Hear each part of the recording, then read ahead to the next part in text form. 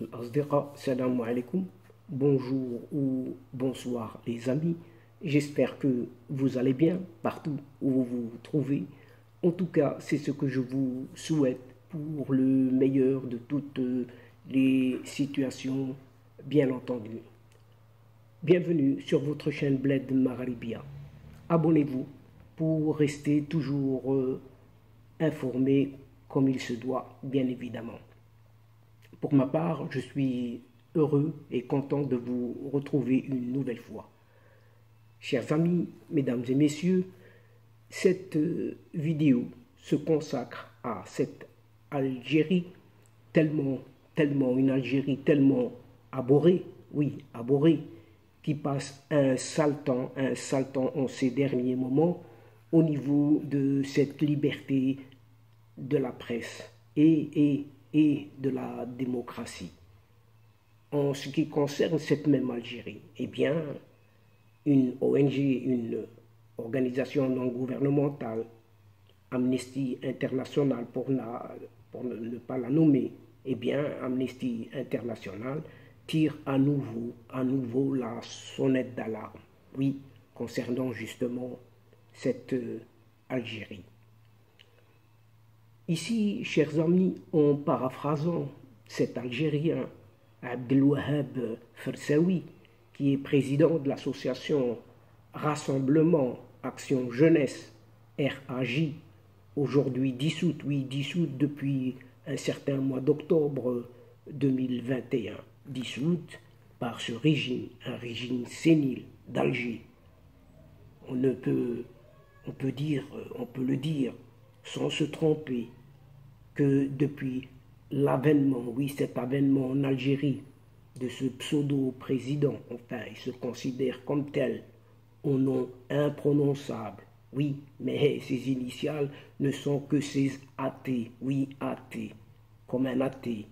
Et c'est un sale temps, oui, c'est un sale temps, vraiment un sale temps pour la liberté de la presse, pour ne pas dire toutes les libertés démocratiques en cette Algérie, tellement abhorrée. Un slogan pour dire que le sort réservé finalement à la presse est un excellent indicateur de l'existence ou de l'absence d'un état de droit. Si on peut considérer encore que c'est un état de droit, eh bien un état de droit qui n'existe pas tout simplement en cette Algérie. Une Algérie, par la force des choses et des arrestations surtout de ces journalistes pratiquement au quotidien, s'aligne sur l'effet de l'absence, et cela va de soi, bien évidemment.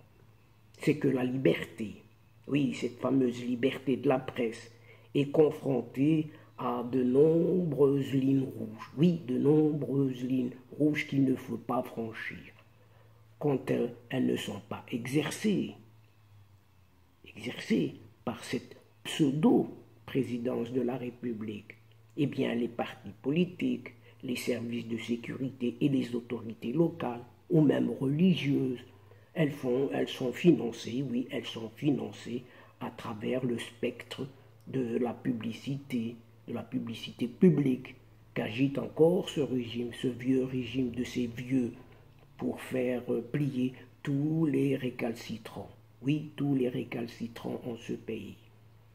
À cet égard, même Al-Watan, oui, ce fameux journal, Al-Watan, qui est toujours à la botte de ce régime, eh bien, Al-Watan n'en finit pas d'en subir aussi le calvaire et lancer d'instinct ce que vaut l'indépendance de la ligne éditoriale, quand l'indépendance des finances, cette fois, ne suit pas, tout simplement.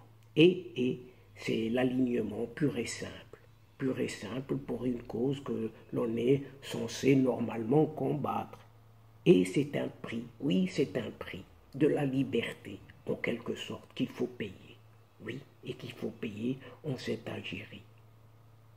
En cette Algérie, eh bien, les médias indépendants, quand il en reste, oui, quand il en reste, sont sous pression de ce régime militaire et mangent volontiers dans sa main de ce régime qui est empli de détritus pourtant. Ceux qui en font, de la résistance en savent quelque chose ou des choses pour avoir été fait, par exemple, de la résistance. Eh bien, ceux-là en savent des choses pour avoir été sevrés des deniers publics. Et les derniers bastions de cette même radio, oui, qui a fait l'objet d'une de nos séquences vidéo, bien en la matière, cette radio M et Maghreb émergent pour ne pas la citer, eh bien, ont été définitivement muselés. Oui, muselés.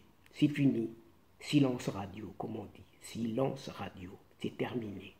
Et à ce propos, l'anecdote de leur directeur, oui, directeur, ce Ihsan Al-Qadi, qui a été amené menotté manu militari du siège des deux médias vers la fameuse caserne, cette fameuse caserne, ce samedi 24 décembre dernier au soir, dans le centre d'Alger, par des agents de la DGSI, cette fameuse Direction générale algérienne de la sécurité intérieure.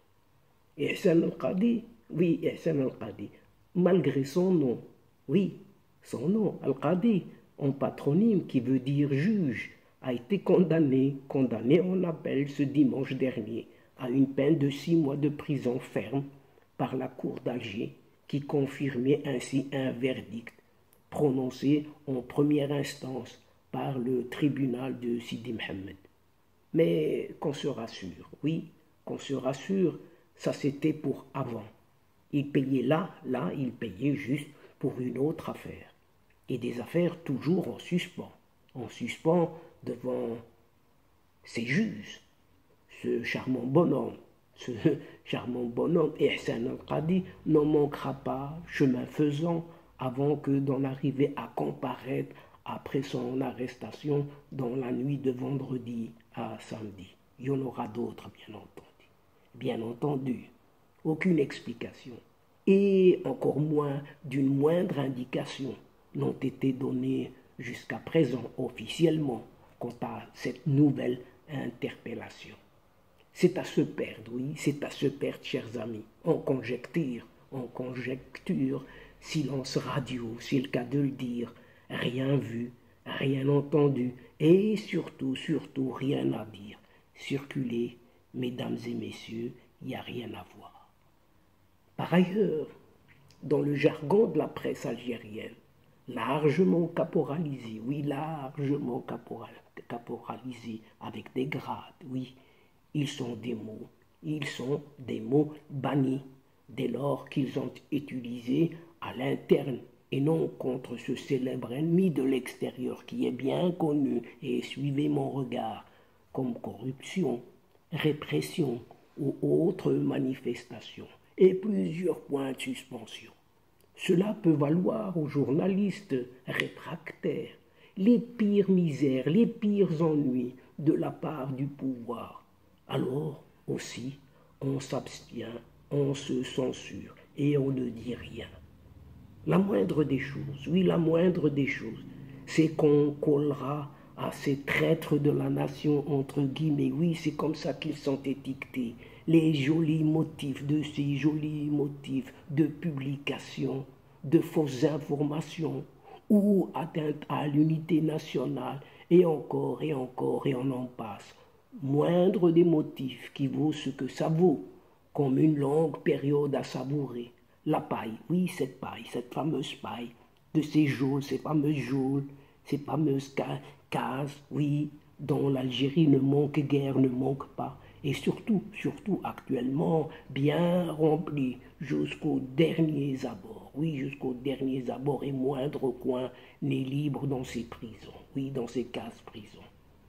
On ne vous dit pas, le paysage médiatique en cette Algérie n'a jamais été aussi ébranlé, d'autant plus qu'il baigne dans un climat politique des plus tendus, médias réduits au silence, journalistes régulièrement emprisonnés ou poursuivis, du moins les sites internet bloqués Et c'est un minimum, minimorum, oui, pour le décor médiatique de cet Éden. Un Éden tellement abhorré, oui, tellement abhorré pour ne pas vous dire que c'est adoré, loin de là, oui, c'est l'Éden de l'Est, oui, l'Éden de l'Est. Il est, comme qui dirait, que les autorités algériennes ont décidé d'en finir avec tout ce qui pouvait paraître comme une anomalie pour eux, oui, à leurs yeux. Ce média indépendant, autonome, dans un paysage médiatique sous le contrôle une main de fer, bien sûr, même pas dans un gant de velours, non, pas du tout, il n'y a pas. Et dans cette Algérie, la presse qui caresse au mieux dans le sens du poil, eh bien cette presse profite largement de cette manne publicitaire et ce sans esprit visionnaire à réinvestir ses apports financiers dans son développement, d'où une crise de liberté, oui, tout à fait, au détriment de cette fameuse liberté, pour demeurer dans la dépendance bien dure, c'est une drogue, dans la dépendance la plus absolue. Sinon, ils seront en manque, oui, en manque. Et dès lors, cette même Algérie, faut-il encore le rappeler, occupe cette 134e place, oui, cette fameuse 134e place de la liberté de la presse, sur seulement 180, oui, sur 180 pays, selon le classement annuel de ce Reporters sans frontières. Et toujours, chers amis, mesdames et messieurs, dans cette même Algérie, une fois encore, Amnesty International pointe du doigt la situation des droits de l'homme. Et cette organisation ne mâche pas ses mots. Usage excessif de la force contre les manifestants, liberté d'expression bâillonnée, augmentation des violences contre les femmes et liberté de la presse menacée. On vient juste d'en parler. Cette ONG, Amnesty International, donc, organisation non gouvernementale, affirme dans son rapport 2020-2021 que les violations des droits humains en Algérie se sont aggravées pendant la pandémie de Covid-19. Présentant son rapport lors d'un point de presse tenu en visioconférence, eh bien, la directrice d'Amnesty International en Algérie a interpellé les autorités algériennes, les appelant à agir rapidement pour cesser toute forme de répression. Mais c'est parler dans l'oreille d'un sourd, oui, parler dans l'oreille d'un sourd. Elle déclare dans cette oreille du sourd, il est primordial d'écouter les revendications des citoyens et des citoyennes, mais surtout d'agir. Mais est-ce que ces gouvernants algériens l'écoutent ou l'ont entendu? Eh bien, pas du tout. Et elle continue, cette directrice de cette ONG continue. Nous attendons des actes forts, marquant la rupture avec les pratiques contraires à l'état de droit et violant les droits humains, a déclaré toujours cette directrice d'Amnesty International en Algérie. Mais rien n'y fait, rien n'y fait. On n'entend rien, puisque de nouvelles lois continuent de sortir et de limiter encore davantage, encore les libertés les plus fondamentales en cette Algérie. Et cette même directrice insiste, l'Amnesty International donc en Algérie, a rappelé que des manifestants, des journalistes, des militants et de simples citoyens avaient été pris pour cible alors qu'ils exerçaient pacifiquement leur droit à la liberté d'expression, cette fameuse liberté d'expression, notamment lors des manifestations de Hirak, ce fameux mouvement populairement pacifiste qui manifestait, rappelons-nous-en, tous les mardis et tous les vendredis. Et cette ONG Amnesty International a par ailleurs insisté dans son rapport sur la libération inconditionnelle de tous les détenus d'opinion incarcérés depuis l'été dernier. Et c'est peine perdue, oui, c'est peine perdue. Alors, cette directrice de cette ONG continue dans son discours, dans son dialogue avec cet État, mais rien n'y fait.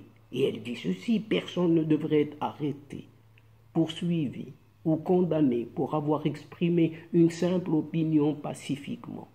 Tous les détenus d'opinion doivent être libérés immédiatement et sans condition. Oui, elle le dit, mais rien ne se fait, rien ne se fait.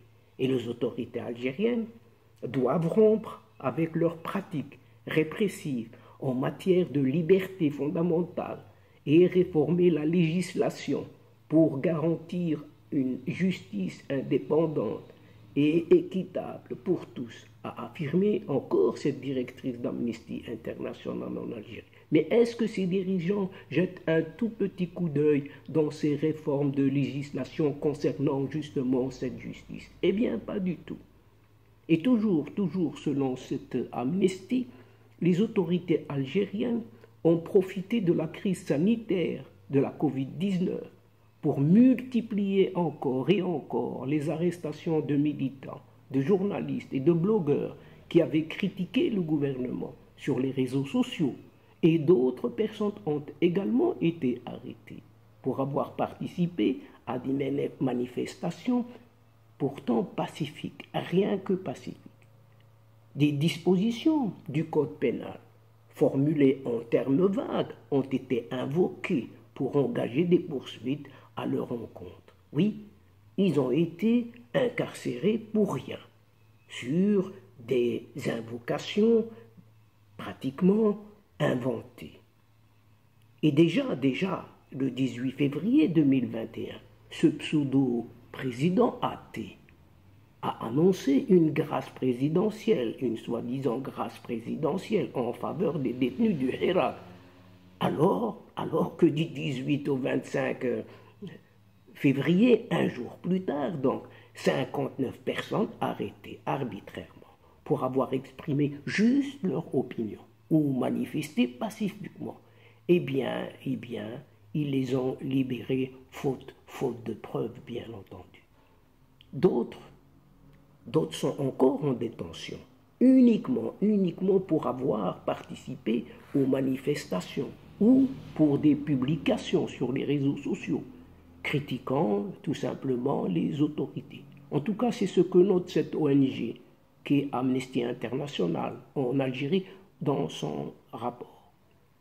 Et la conférence d'Amnesty International a été aussi l'occasion pour l'organisation d'annoncer qu'elle avait recueilli des informations sur au moins 3 militants placés en détention qui auraient été torturés, oui, vous entendez bien, torturés, ou auraient subi des mauvais traitements.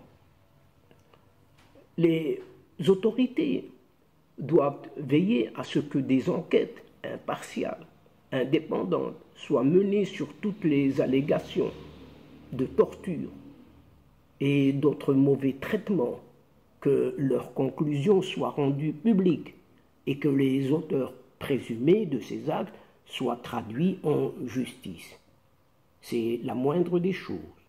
Et les autorités avaient annoncé l'ouverture d'enquête cette fois sur les circonstances de la mort de Mohamed Tamalt, Kamaldin Fakhar et Ramzi Yitou. Et à ce jour, aucune conclusion n'a été rendue publique. De plus, il est question de crimes et autres violences contre des femmes cette fois, qui ont marqué l'année 2020, qui ne sont pas non plus passées inaperçues pour l'organisation Amnesty International, qui rappelle que durant l'année 2020, la pandémie de Covid-19 a aggravé les risques déjà importants auxquels se heurtent de nombreuses femmes en cette Algérie.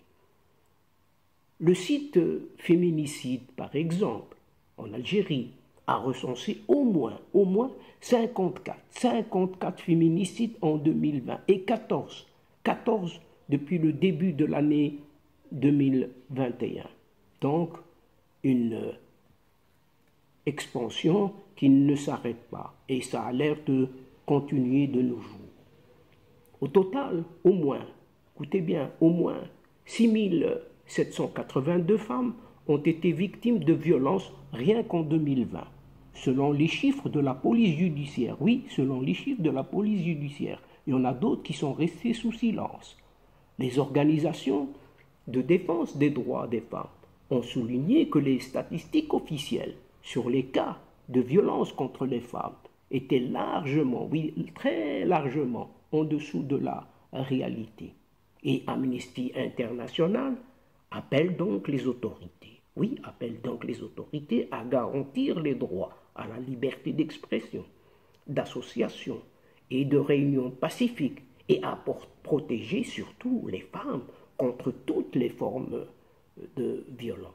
Et donc, chers amis, voilà, mesdames et messieurs de la chaîne, c'est sur cette Algérie, oui, où la liberté, cela coule douce, ou plutôt cela coule tout doucement avec ce régime, que prend fin cette séquence en prenant congé de vous, tout en espérant vous retrouver bien évidemment avec un immense plaisir.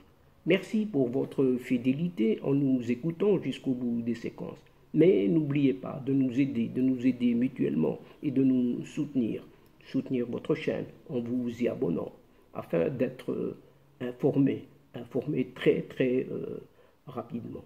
Aussi, chers amis, mesdames et messieurs, n'hésitez surtout pas de partager au grand maximum autour de vous vos séquences vidéo. Oui, vos séquences vidéo partout où vous pouvez le faire, auprès de vos proches et de vos connaissances et des alentours, partout où vous pouvez le faire, bien entendu. Pour moi, c'est le moment de vous dire au revoir, les amis. Al-Asdiqa, salamu alaikum wa rahmatullah wa barakatuh. À la prochaine fois et à bientôt. إلى اللقاء في حصة أخرى إن شاء الله. مع السلامة.